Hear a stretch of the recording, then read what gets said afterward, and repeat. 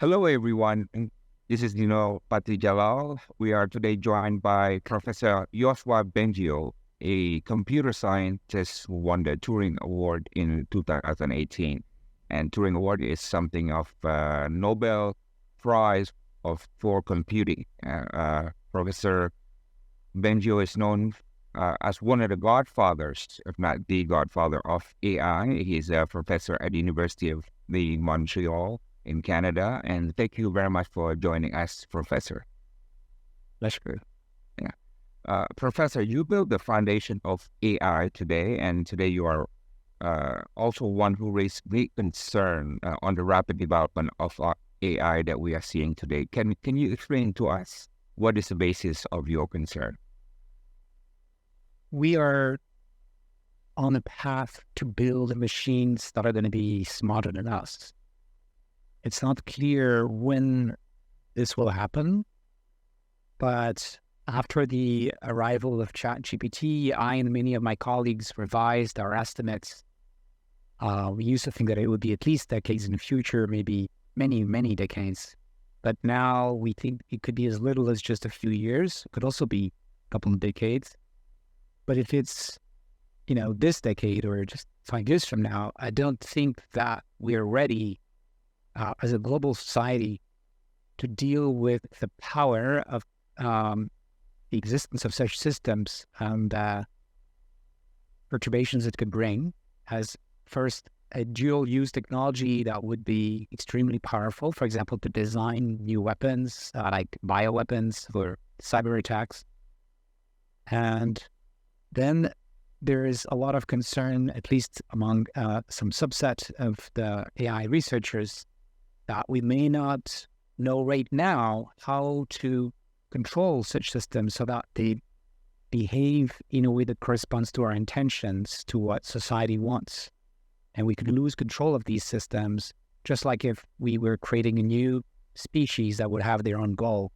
And of course, it's hard to say what would happen after that, but we probably don't want something like this.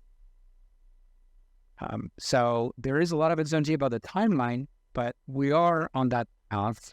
And it's very important that globally, at the planet level, we think through those risks. We do the required work to understand them better so that we can put the right guardrails and potentially ban technology that is too dangerous or limit its access.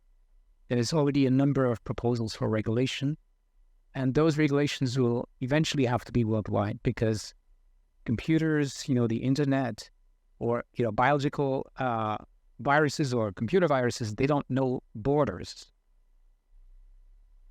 So eventually it has to be,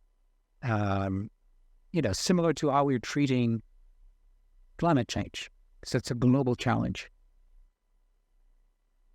Do you think no one really understands how AI will change society? Well, there's a lot of uncertainty about that. Mm-hmm. It can, for sure, as we make progress with AI, we're going to develop new applications that could be extremely useful. So, for example, to help with medicine, to help with climate change, to help with agriculture, and reduce the misery in the world. So that's all good. That's one of the reasons. I mean, these are the reasons why I've been working on many applications of AI in the last decade. But probably the same power could be misused, and in the wrong hands, or in the context of an arms race between different countries, this could be also extremely destructive. And in addition to the misuse risk, right now, there is no science that tells us how we could even design those systems in a way that could be guaranteed to be safe, that it wouldn't turn on us at some point. Yeah. Would you agree that the AI is much more powerful, the most powerful technology and life-changing technology relative to previous discoveries there? the computer, the internet, electricity, and so on. Yes. Now, you have to realize when I say that current AI is still it is not as intelligent as us. It could be smarter than us in some ways. It could know more facts, for example. But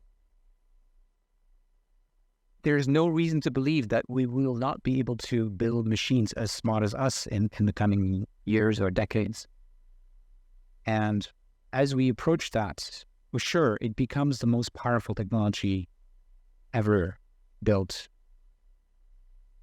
Are you also worried that we're letting a very small number of people control this most influential tool in our history? Yes.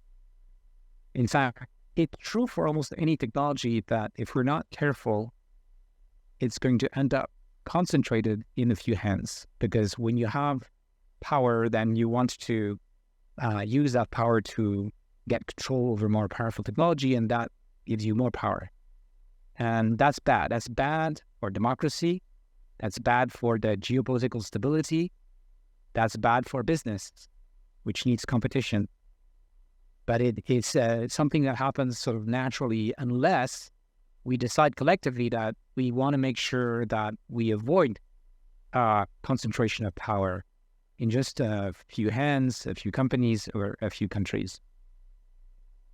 Professor, you have also voiced concern about how AI can destabilize democracies. Has the power not just to inform, but also to disinform. Yeah. Can you explain more about this? Yes. So there was a milestone in the last year with ChatGPT that many people have experienced. And what this really does is we now have machines that can manipulate language almost as well, in fact, better than most people's. And once you can manipulate language, you can also influence people with language. Advertising is already influencing us, but it's not yet able to use language to talk to us. And many of us at least, are very influential. This is already something politicians use, but now they would have this new tool to have a major impact. So, for example, there are trolls on social media, but there are not that many of them because behind each troll, there's a human being right now. But imagine instead it would be AI systems. So you could have millions of trolls that could really have an effect on elections. But how do we achieve the reverse? How do we achieve a condition whereby AI can actually strengthen or improve or reform democracy? It's a great question. So there are people who are starting to work on how we could use AI to screen what is probably false, and to hopefully help us build a healthier environment for democratic discussions, for debating in a respectful and honest way, which is something we have not achieved, and that has gotten worse with social media in particular in the last decade. So AI could both help us, I think, improve democracy and also hurt it if it's in the wrong hands. So how do we deal with that dual use dilemma? It's not obvious. Professor, even though there are more discussions about AI today, there has not been any global consensus addressing AI and its threats. So, and only some countries are addressing this issue nationally. How should the global community move on when addressing the AI issue? Well, before we can take the right decisions collectively, we need also to understand those issues collectively. I think a lot of people don't understand what AI can do now, and it's even harder to project us in like 3 years, 6 years, 10 years. But it's important. And we need more people to start studying those problems. And we need politicians to start understanding, just like politicians, many of them now understand better the issue with climate change because we've been discussing them for many, many years. Because AI is such a global potential and global challenge, we also need our decision makers to become more acquainted with both the risks and the benefits and the proposals that are being made. More and more organizations around the world, including international organizations, have been putting out proposals for legislation, regulation. So, for example, UNESCO, the OECD, and many others. Professor, do you earlier you said that we need to slow down and find ways to regulate AI better. How do we slow down? Because technology, once it's let out of the bottle, the genie is out forever.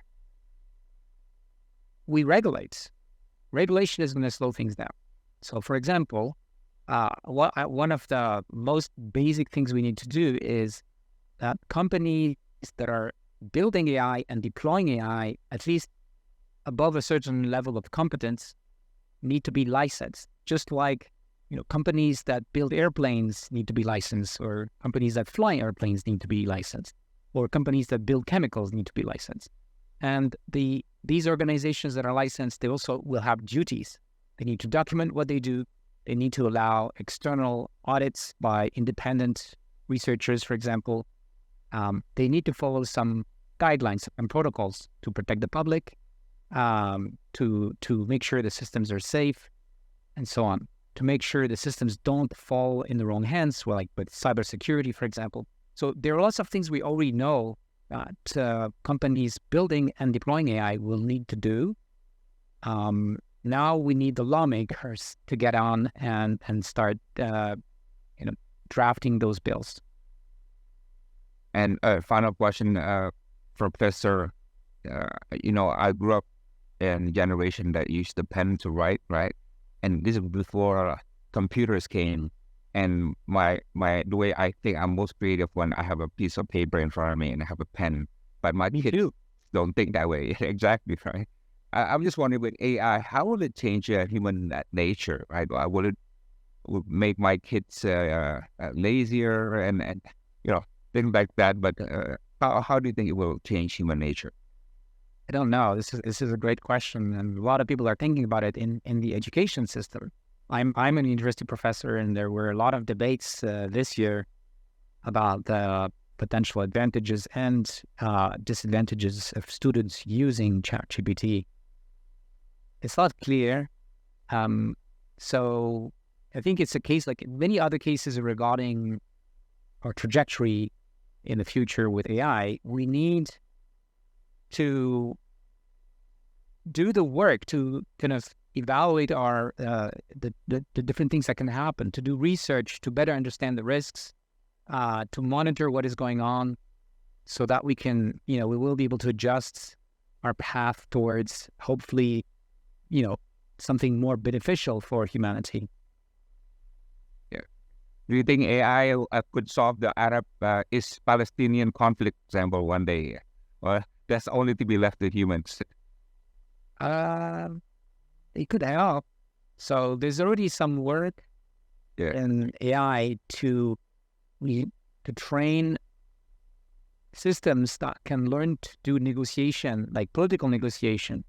Yeah. So actually, we have a project in my group where we're looking at climate negotiation. But if you can do climate negotiation, you can also do territorial negotiations and things like that. So we're not there yet, but I think as we make progress with AI, it's something that could become an interesting kind of application. Well, this has been a very inspiring and enlightening conversation, Professor Yoshua Bengio. And I think the point that you're trying to make is let's keep technology as a servant to the human race and not something that would endanger the human race.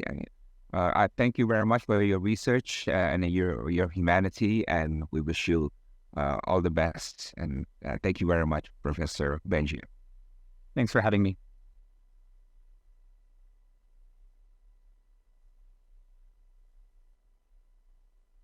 Good morning, good evening, and good afternoon for everybody who's connecting across the globe. Such a very insightful conversation from Professor Yoshua Bengio, and thank you, Dino, for bringing that very insightful conversation to us.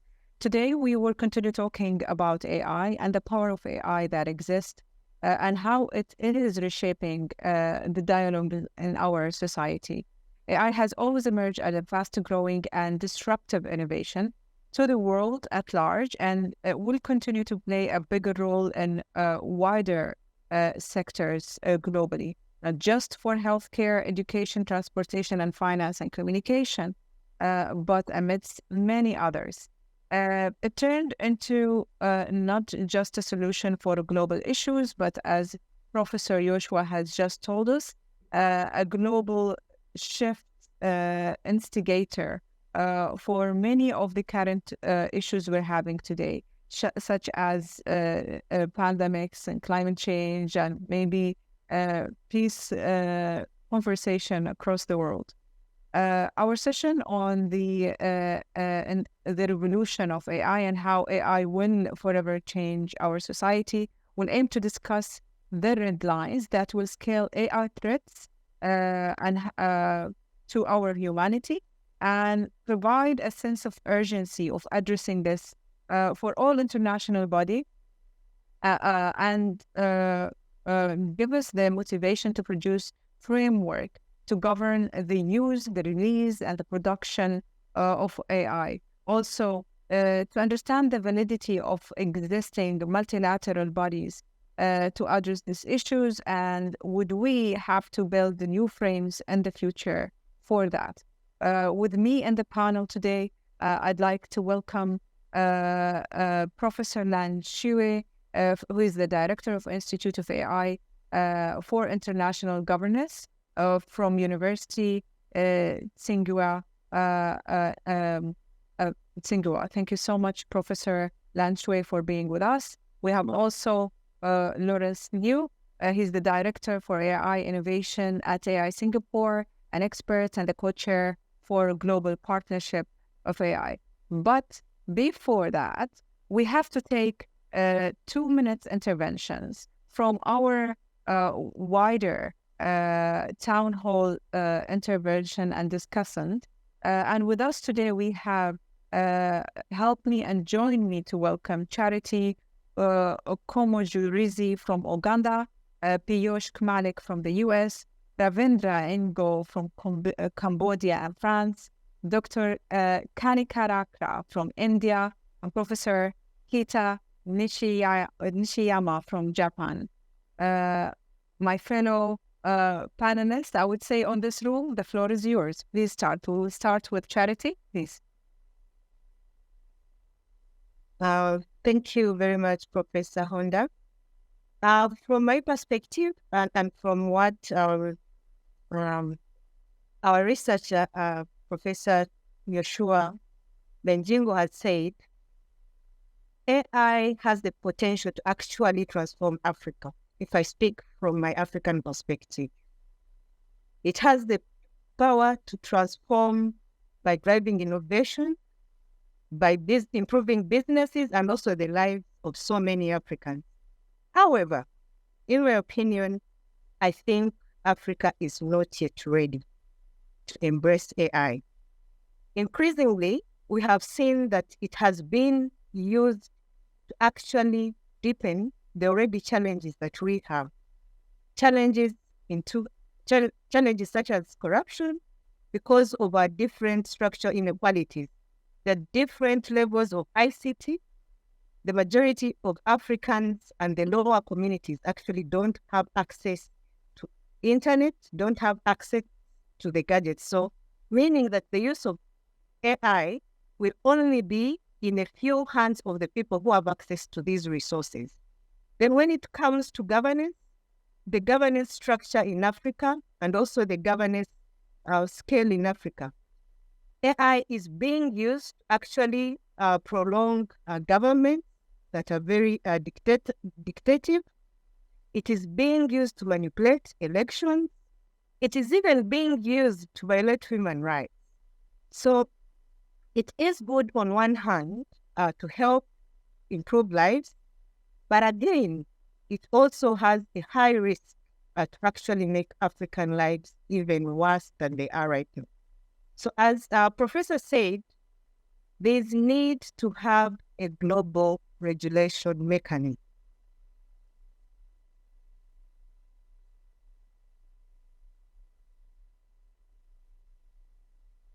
Thank you, Charity. That was very insightful. Our next intervention from Mr. Piyush Malik in the US. Please go ahead, Piyush. The floor is yours. If you will unmute yourself, I think we can't hear you.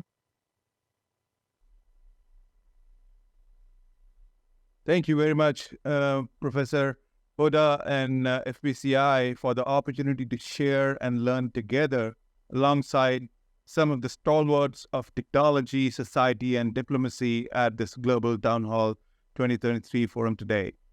My professional work at the junction of digital transformation and data-driven strategies and processes that leverage organizational data, open source technologies, and academic excellence from research institutions, furthering the domain of applied AI for achieving efficiencies as well as contributing to civil society and social good, is really, really making me very excited today. AI is fundamentally changing our world, but it's been around for decades. It just didn't evolve recently. It's just the resurgence that we are seeing and witnessing now, fueled by the advancements in storage, compute, and rapid adoption of digital technologies. And from the vast amount of collection of data, the mapping of our personal life and analyzing each and every aspect of our daily lives, they raise concerns about privacy, invasion, as well as need for security. And data and AI technologies are definitely making our life both easy as well as difficult. As Professor Bengio noted in the opening fireside chat a few minutes ago, we should be concerned about the risks it portends, and we need to put the guardrails lest the disruptive technologies fall into the wrong hands, because there are no guarantees that AI will do no evil. So what I want to emphasize here is the data and AI democratization that is happening in the current wave of AI spring, and it's very encouraging. And we are going to be seeing more and more efficiencies in our daily lives, in our professional lives with automation around us. And it will free us humans from the mundane tasks, but at the same time, cause widespread stress and upheaval in our society due to job losses and concerns that if machines become smarter, then what will the humans do? So, thank you, Piyush. A very, very valid question. Indeed. Thank you so much. Next, we have Ravindra Engo from Cambodia, France. Please go ahead. Thanks, Professor Oda and SPCI and Global Town Hall for having me and providing this global platform to deliver my message. Honor also to be among the distinguished panelists. So I think AI will help to solve undoubtedly complex issues and global threats. 3 examples. In the healthcare sector, we've seen that it will play a significant role in for more personalized treatment plans, drug discovery to early disease detection. In the workplace, we've seen that routine and repetitive tasks are more likely to be automated. AI-powered automation will continue to transform industries. To provide you an example, in Asia, we see that top universities offering AI-related courses for many students to pursue AI careers. Also, other cities in Asia like Beijing, Shanghai, Shenzhen, Seoul, and Tokyo, also in India, Bangalore, becoming major technology hubs for AI research, innovation, and entrepreneurship. The third positive application of AI is obviously also against climate change. We have advanced predictive models who can identify and respond to ecological threats. I think there is also Sam Altman, the founder of OpenAI, who is also helping to develop nuclear fusion. That's also another example. But on the other side of the coin, we have also serious challenges that AI will create. One has been mentioned, which is ethical and regulation concerns. I think AI becoming more integrated into our daily life. So we should be concerned about data privacy, algorithm bias, and ethics. That is very important. Another concern is also intellectual property. Some question who might be raised is what happens if AI system generate an article, song, or logo? Who will own the copyright, and so on? But also the limit of ChatGPT. So many people now using ChatGPT, but what the other AI create new creative ideas will come in the next decade. Even Thank you, Mr. Ravindra Ngo from Cambodia. Very insightful indeed in terms of the application of AI and how can we make sure we safeguard that. Dr. Kanika Rakra from India, the floor is yours. Thank you so much, Professor Gola. I'd like to maybe begin my conversation first by thanking FPCI and the Cottage Public Policy for giving me this opportunity, and then touch on something that was mentioned in the discussion just prior to my taking the floor. One was what Professor Yoshua referred to was that we should start with regulations on AI. While I'm I would definitely want that to happen, I just feel that at this point of time, because AI is also developing so much, there's so much change happening within the structures of what AI constitutes. It seems very difficult that state actors would be able to come together collectively and work for regulation. Because when structures are not clear on what is the level of disruption that AI can bring on the table, no one would want to be a part of something where state actors would be their hands could get tied before they develop these new technologies. So that is the one point that I wanted to mention. The other one was what Ravindra just mentioned about universities starting courses on AI. While it is important that AI should be studied and understood, we also need to realize that AI is a transboundary issue. It is not just transboundary in the region specificity, it is also transboundary in area specificity. Because we know that AI impacts health, it impacts labor market, it impacts the education sector in different ways and in equally strong ways as well. So AI is transboundary in many, many ways that we go ahead with. And I'd just like to highlight that India has already begun its processes where it has a national strategy on AI, and many other countries are beginning these processes. We just need to make sure that they don't overlap or don't step into other countries' directions when these technologies are developed. With the health specifically, with the One Health policy that WHO has brought in, I think I'd just like to mention that before I close. So thank you so much, Professor Gola. Thank you so much, Doctor. We have really tremendously enjoyed listening to your intervention. Last but not least, for Professor Kita Nishiyama from Japan. The floor is yours. Yeah, thank you very much, Professor Hoda. I'm very excited to join this wonderful meeting. I would like to say three things for my floor. The first thing is this sort of understand issue. In order to provide a good governance on AI, what is important is to understand AI. But that's what Professor Bengio mentioned. At the same time, I think it is also necessary that we need to understand society with AI or economy with AI, not only the system of AI, because what AI brings to us is changing how we should perceive or apprehend the structure of the society. And I think we are moving on to the more layered structure rather than sort of horizontally fixed structure. The example would be, of course, the usage of AI or digital twin. Through usage of digital twin or AI, many players in the industry or business are interlinked on the same platform. That brings to the issue of the common governance issue, because if we have to interlink together through AI, use of AI, or use of digital twin, we need to put our business industry upon the common sort of platform, common governance platform. That's number one issue. And number two issue is, yes, we need to think of regulation. But I think at the same time, we need to think that what will the future of law or regulation? I think that is different from the past, because it's not enough to just write beautiful law or regulation, because they are all have to be written into the fabrics and architecture of software and AI.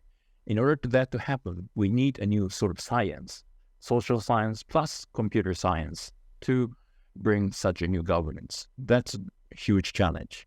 Thirdly and lastly, of course, it relates to the issue of participation and inclusion. But again, it's not sufficient to write just a beautiful constitution or law that everybody has to participate in the society. We need to provide a digital public infrastructure which provide the people the opportunity to participate in the decision making, using possibly AI in a good manner. That's my third point. Thank you very much for listening. Thank you, Professor Keita Nishiyama. Thank you, Dr. Kanika, Ravindra, Piyush, Charity, for providing such a rich insight towards what makes the landscape for AI challenges, opportunities across the global current landscape. It's not just regulations, it's not just applications or the ethical conversations around the dimension of using AI in multiple sectors. It's everything else and might be more. For the next part of our panel, I'd like to ask to talk a little bit on AI and power. I think AI and power has been such a vocal and critical conversation point up until now. Maybe Professor Lan Chui will help us understand what is your perspective, Professor, on the aspects that there is an emerging concern today that the control over the most popular transformation that's currently being built on AI platform have been skewed a little bit. And it's become increasingly concentrated in the hands, for example, of a private sector. The research and development efforts for AI lies in the hands of the big and powerful globally, for example, maybe in the hand of a small R&D concentrations and scientists and university that exist mostly in the global north. How should we deal with the dominance of private sector, particularly in the AI world today, Professor? Okay. Thank you very much. I think I'm very pleased and honored to be on this panel. I think indeed, as you said, that indeed, I think currently AI technologies mostly indeed in the hands of the two major companies, which are actually led by some leading scientists and technologists and so on. I think that's actually I mean, if we look at the history of the last few industrial revolutions, that has been the case indeed. I think when the technology first emerged, I think it was indeed a few companies.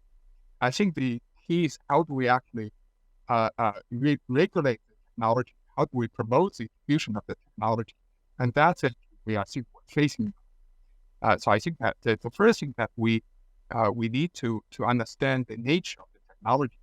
As Professor Bengio has mentioned, that it was really a powerful technology.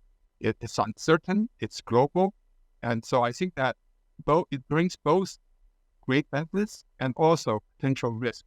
So I think that's sort of the starting point that we need to go from. And I think the second point I wanted to mention is that given that indeed currently the technology is in the hands of a few powerful companies and so on, I think that we should think about how, in terms of promoting the innovation of the technology, I think that the general set, I think is just we just should let the market to decide. As someone who studies public policy and innovation policy, I think this is the place where the government can also play a role. The government can provide incentives and also regulations to guide the use of the technology. And for example, I think the AI technology has a huge potential that can be used in education, can be used to really to drastically to improve the quality of it in a massive scale. But if we don't have the incentives, the companies will probably not do that automatically.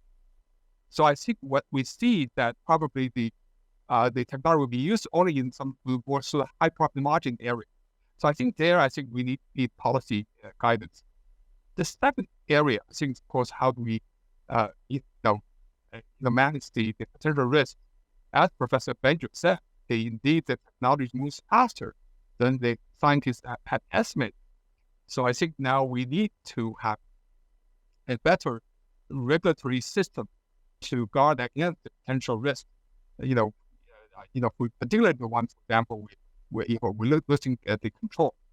I think in terms of players in the governance system that we have, I think, of course, the international institutions have to come together to really think about how we actually got the potential arms risk in AI, and also really think about how we actually provide, international standards, norms, and so on to make sure that the technology can flow across national borders, but at the same time will not generate the harms. And the third, I think industry would also have to play the roles. Many of these standards and norms would have to come from the industry.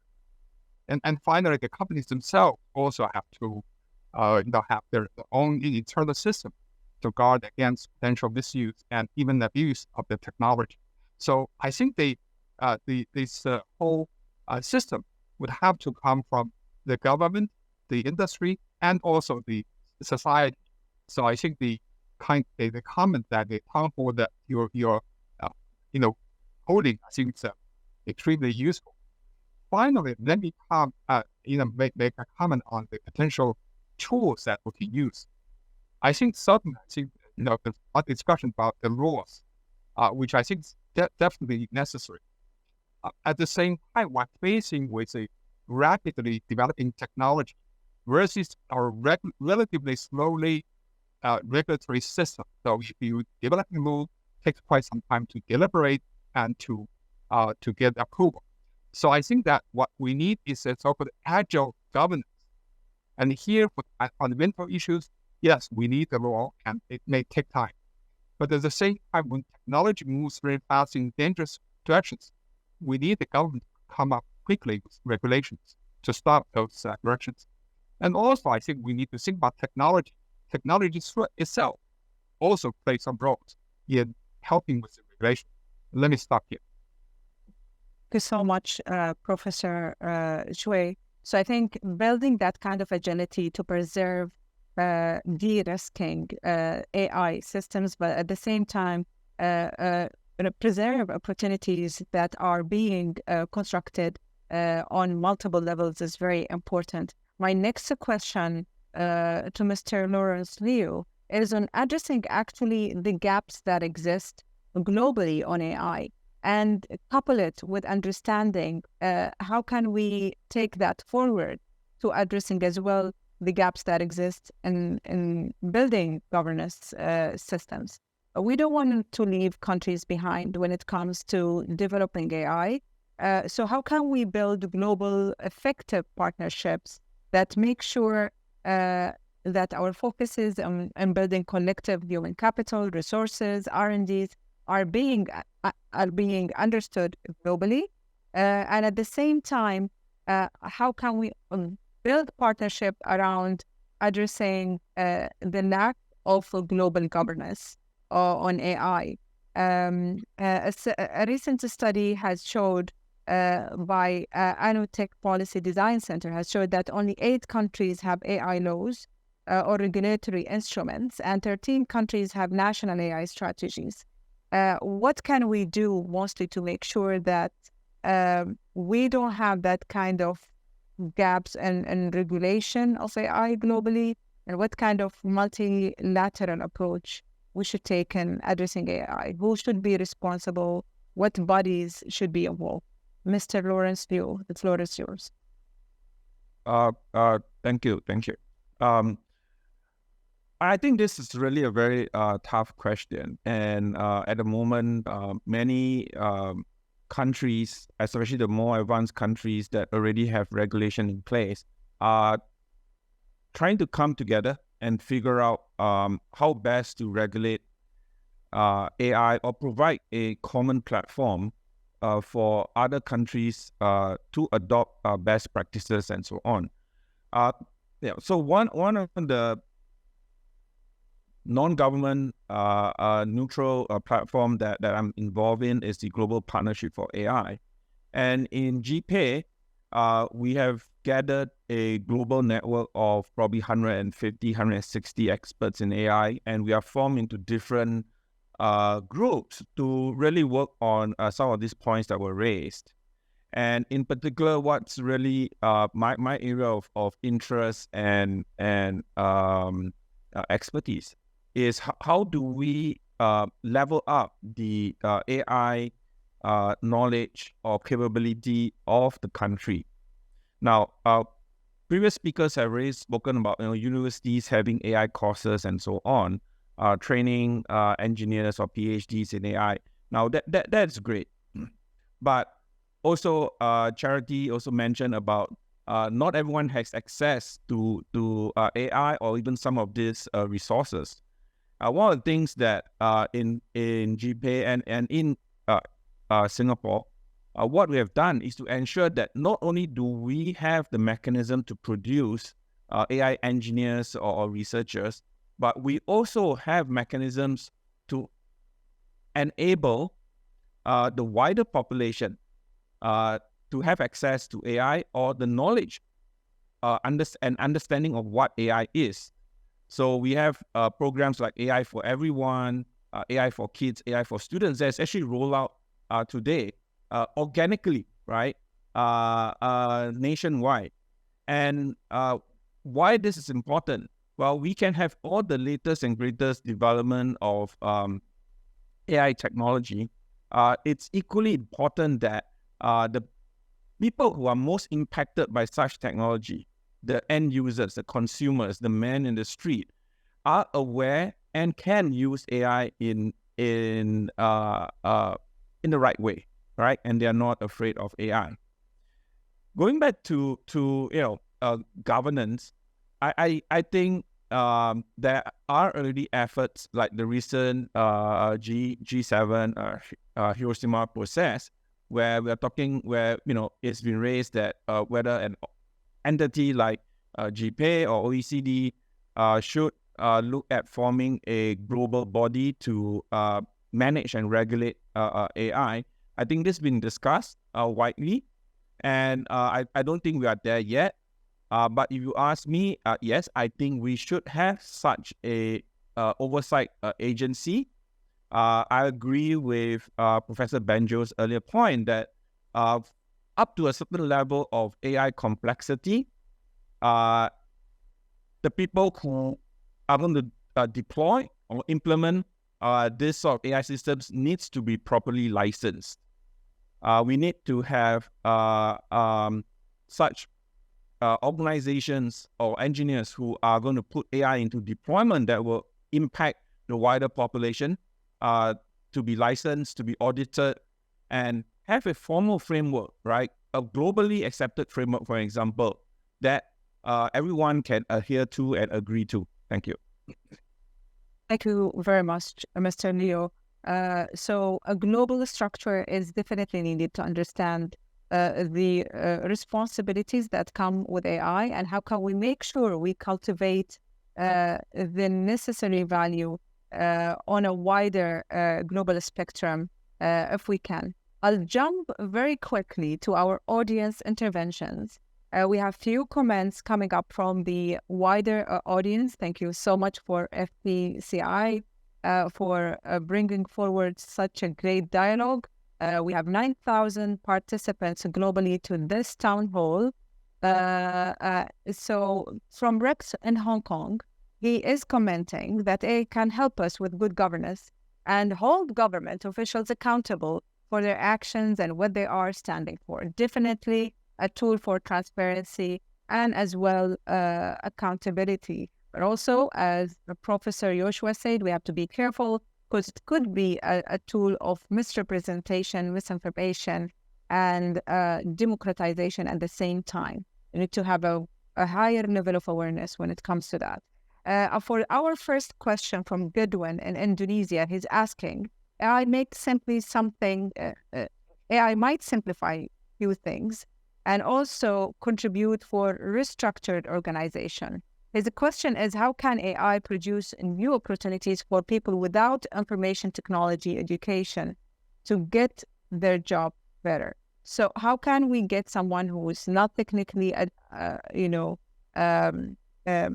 very well resourced into using and developing AI for the forefront? Would you like to take that, Mr. Leo? Yes. So I think we have to be quite clear. There will be people who will be consumer and end users of AI. And these people do not need to know programming or computer science. They are just going to use AI as a tool or as part of an application that has AI embedded into it, and it will be transparent to the person. And in the software engineering world, technology works like magic. That means something, it works very well. You don't even know that technology is in play, and that's where the system has been well designed. So, but then there will be people who wants to build AI solutions or AI products. So that's a different category of people. And for people who wants to build that, unfortunately, you need to have access to the resources and so on. But for the general and wider public, I think they'll be impacted by AI. It's just because AI is going to be embedded into, and it's already embedded into every phone that we use today, for example. So I don't think, I think in some of the least developed countries, people have access to mobile phones. Is becoming affordable, and in that sense, they are already have ability to make use of AI to help them in their daily lives and so on. And obviously, misinformation can also flow to them, when we talk about the risks of AI. But the fact is that for very large population, they will not be developing AI systems. I think we have to be very clear about that. They will be just consumers of such AI systems, and most of them will not even know that AI is actually involved. Thank you so much, Mr. Leo. Professor Chui, do you have any kind of intervention to my former question? Yeah, I'd also like to say that, for the question being raised, I think certainly, AI is going to have a huge impact on the learning and on the education and also on the jobs. So I think that actually, in a way, one can argue that this technology may actually provide new opportunities for those people who may not previously have enough technical training and so on, because I think the landscape of jobs are going to be dramatically changed.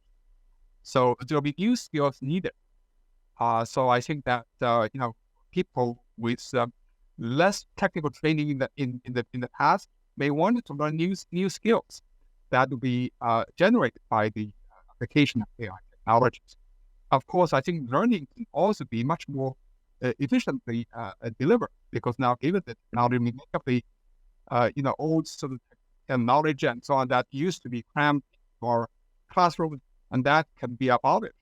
So I think that you do have new opportunities, but at the same time that as a professor, I have to say that there's no easy road. You still have to learn. You still have to be open-minded to catch up with the new trend. I think that's the key. Thank you. Thank you, Professor Chui. So I'll come back to you with another question in here, because it's not just a question of building awareness, but also building the capability of doing advanced research and development and technology development, particularly. So we have a question from Natalie in the UK. She's saying AI will require much power from conception to end result. And of course, power consumption subsequently will mean that we have to reconsider the implications that will be built around, especially the environmental implication that will be built around it here. How pushing forward with vastly unknown technology like AI could maybe accelerate a global ecosystem decline. And will this, for example, impact our air quality further? Do we have any studies that talks about the impact of AI R&D on the environment? Professor Chui, would you like to take part in this question? Okay, let me try. I'm not an expert in this area, and I have not done any empirical work on this. But I think, in general, I think this generally people's concern in terms of the consumption of power in training, particularly the large system. That you train the system that you do have to use a lot of power, and also I think you mentioned also about a lot of water and so on. So certainly, I think that will have a huge impact on the environment. At the same time, I think that the one expectation is that probably after the system is well trained, particularly when it goes to the application, the power consumption can be much, much less. So that in the end, balance, particularly when we think of using the technology for many of the previous kind of work that consumes a lot of energy, and this probably consumes a lot, and maybe on the balance, you are on a better, road. But of course, I think it's great to raise this awareness at this early stage so that we do move in that direction to make sure that indeed we achieve those objectives. Great. May I just add in a comment on that? Yeah. So I think the AI community is very aware of the impact of AI training and what we call AI inference when the AI system is in deployment on the huge power consumption. And researchers are actually very active in producing or developing both hardware and software solutions to overcome or to reduce this amount of power consumption. So some of the latest state-of-the-art hardware, is already claiming, we can reduce the power consumption by 10 to 50x. And some of the software that even in AI Singapore we are testing are able to run the AI model that is, 100 times faster, right? What it means is that instead of buying 100 GPU cards, I only need to buy one or two. And that will provide the same amount of performance. So I think we researchers are very aware, and at least and most of the engineers out there are very aware and very sensitive to the amount of power that such AI system use. And being responsible AI engineers, we always want to use the most efficient manner to meet the business requirements. Correct, Mr. Leo. I think a recent MIT review report has showed that training a single AI model can emit 600,000 pounds of CO2 equivalent, which puts a lot of pressure on all of technology developers, not just AI, to take a lightweight development of hardware and software that would preserve energy seriously today. In order to avoid training a single model for about 5 times the lifetime of carbon emission of an average car passenger. Our technology today having a higher ramification on environment than driving cars, for example. So we will need to make sure that we, at the same time, while being aware of this, we celebrate that this will move technology development into a much mindful space when it comes to the hardware footprint and the environmental footprint of what we are putting forward. So we have a comment from Francisco, and he's addressing the gap between advancement of AI and cybersecurity. Yes, this is something that we heard Professor Yoshua as well talk about. It must have a solution to make them balance. So possibly we should refrain from, I would say, releasing a technology that is unsafe or harmful or have, I would say, insecure implication to the market. Questions from Bengio Shitukon, and he's talking about the good, I suppose, the good regulation on AI use governance can be produced, but will be, okay, so I think what he's saying is we can produce good regulation for AI, but would this dictate and mean that they are good implementations for sure?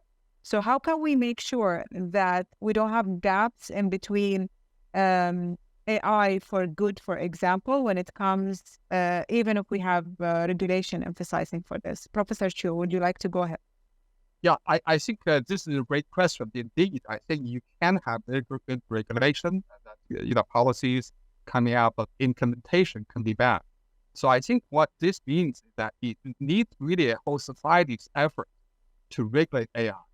So certainly, first of all, the development of AI regulation would have to indeed, broadly based, consensus built by, all the key stakeholders.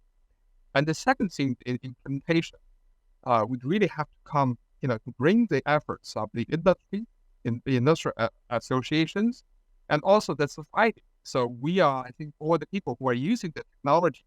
If we do see the people who are violating these regulations, and then we could sort of report them, and to make sure that the bad guys are caught, so that we can ensure that there's a incentive system that making sure that the policies are implemented in the right way.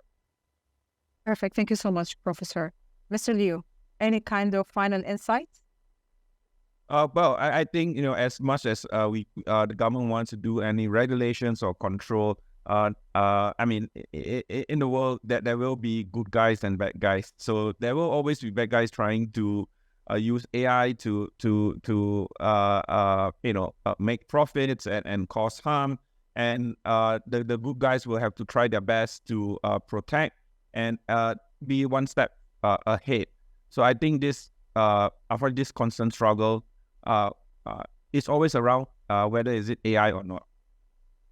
Perfect. Thank you so much. I'd like to thank Professor Shui, Mr. Leo,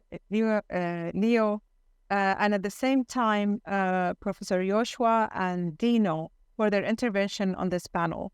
I'd like to also thank our discussants in the early dialogue, Charity, Piyo Malik, Ravindra Ingo, Kanika Rakra, and Kita Nishiyama for their insights on the panel.